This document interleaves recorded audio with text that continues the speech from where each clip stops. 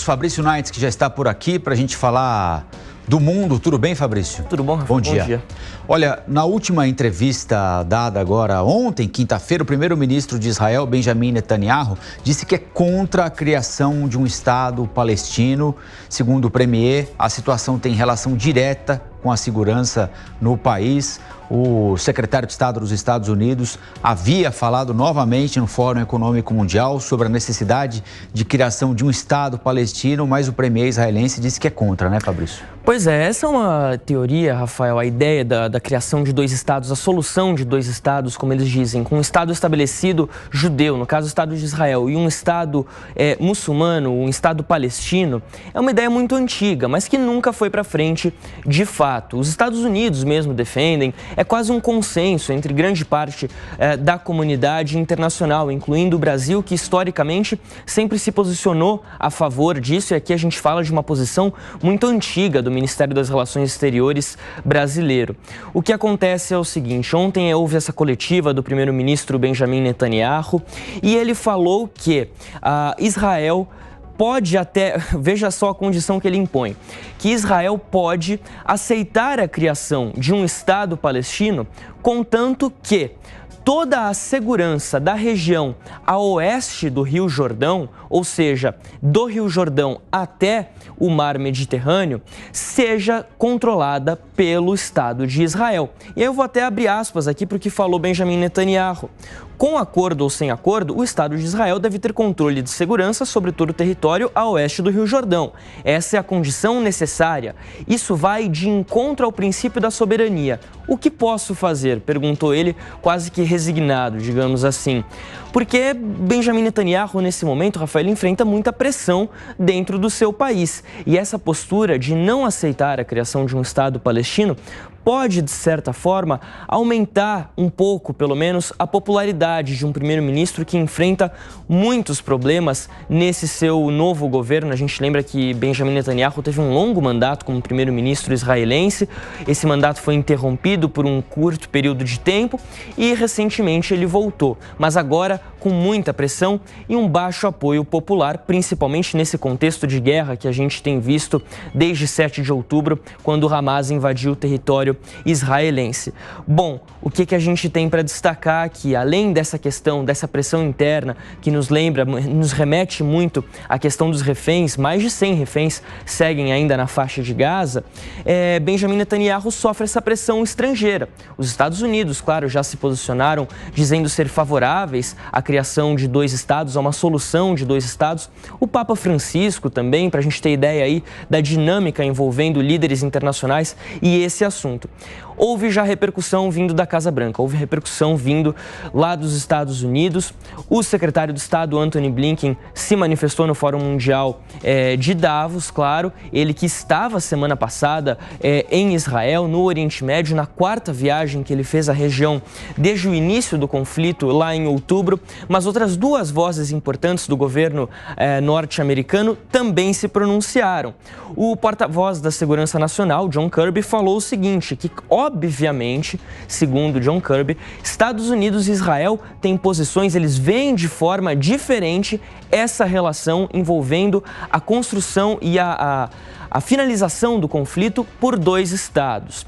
Ainda assim, eles admitem que Estados Unidos e Israel mantêm boas relações, seguem sendo fortes aliados. Outra manifestação importante vem do porta-voz da Secretaria de Estado dos Estados Unidos, Departamento de Estado, que é o Ministério das Relações Exteriores lá americano. Foi o Matthew Miller. Ele falou o seguinte: não há a menor possibilidade de garantir uma segurança duradoura à região sem a criação de dois estados, sem que haja esse estabelecimento, então, de um Estado palestino. Bom, vamos lembrar o que acontece neste momento, lá em Israel, claro, né? Mais de 100 dias de guerra. Do lado da faixa de Gaza, são quase 25 mil palestinos mortos neste momento. E isso leva a uma situação de muita pressão. Só para a gente ter ideia, Rafael, um pouco da questão das fronteiras. Nossa equipe separou um mapa que mostra qual era o plano da ONU, o original, lá em 1947. Dá para ver aqui no cantinho. O território que hoje a gente conhece como Israel, ele seria bem dividido entre Israel e uma autoridade palestina. A gente está vendo aqui tudo que está em verde, para quem nos acompanha por imagem, seria Israel. Isso inclui o que a gente conhece hoje como faixa de Gaza. E o que está ali em branco seria o território palestino. Houve várias mudanças nas fronteiras ao longo desses anos, ao longo desse último século. Mas o mais importante é como está hoje, 2024. Não há um Estado palestino estabelecido nesse momento. Então essa é uma discussão que ela acabou parando no tempo. Não houve nenhum avanço, de fato. Você tem a área da Cisjordânia, que seria uma área controlada por palestinos, mas essa é uma área com diversas ocupações israelenses. Beatriz Manfredini não vai falar sobre esse assunto por enquanto, não.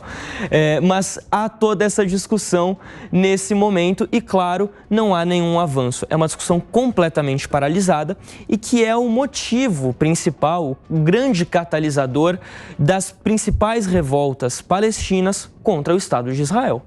É isso. A gente vai girar, Larissa? Podemos ouvir o Piperno e o Dantas, porque como lembrou o Fabrício, né, Piperno e Dantas, começando pelo Piperno, é um efeito que se retroalimenta, né? Ou seja, tem a negativa, não que algo justifique terrorismo, assassinato, nada disso, muito pelo contrário, para ficar bem entendido. Mas é um círculo vicioso que não para de girar nunca, né? E deve ganhar tração agora com mais uma negativa clara, evidente e dita para o mundo inteiro ouvir. No que depender de Israel enquanto Benjamin Netanyahu estiver por lá, não há evolução na tratativa sobre um Estado palestino. Você tem toda a razão, Rafael, Fabrício também, e até porque Netanyahu igualmente se retroalimenta desse impasse. Porque enquanto o impasse persistir, ele continua no governo.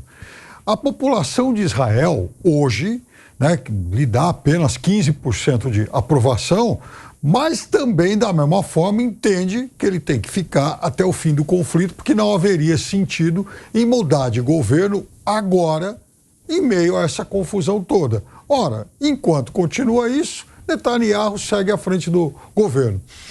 Esse é um assunto muito, mas muito difícil de ser resolvido em algum momento, porque as razões históricas para esse impasse, elas vêm de muito longe.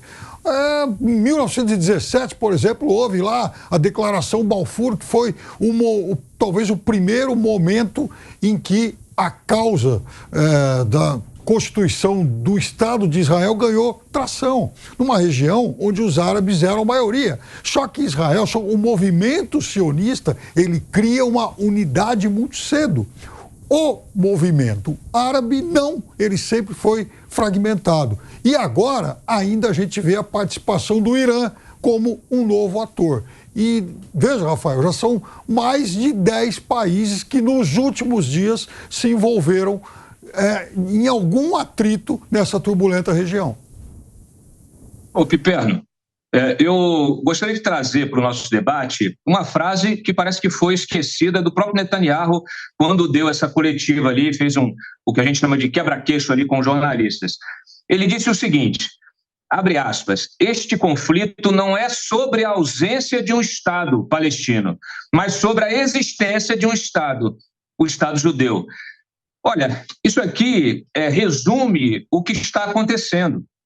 Infelizmente, toda a mídia internacional ela faz uma abordagem do ponto de vista de opressor e oprimido. E, na verdade, tudo que aconteceu na história do próprio território palestino mostra que a autoridade palestina, que tinha, vamos dizer assim, a legitimidade para estabilizar internamente o seu território, impedir que nascessem grupos terroristas e se fortalecessem grupos terroristas como o próprio Hamas. Essa incapacidade de criar condições para estabelecer o seu próprio Estado é que precisa ser avaliada. É muito curioso que todo o discurso, toda a mídia, ela olha e coloca a responsabilidade na não existência de um Estado palestino na conta de Israel, como se Israel fosse unicamente o responsável. O que a gente tem agora?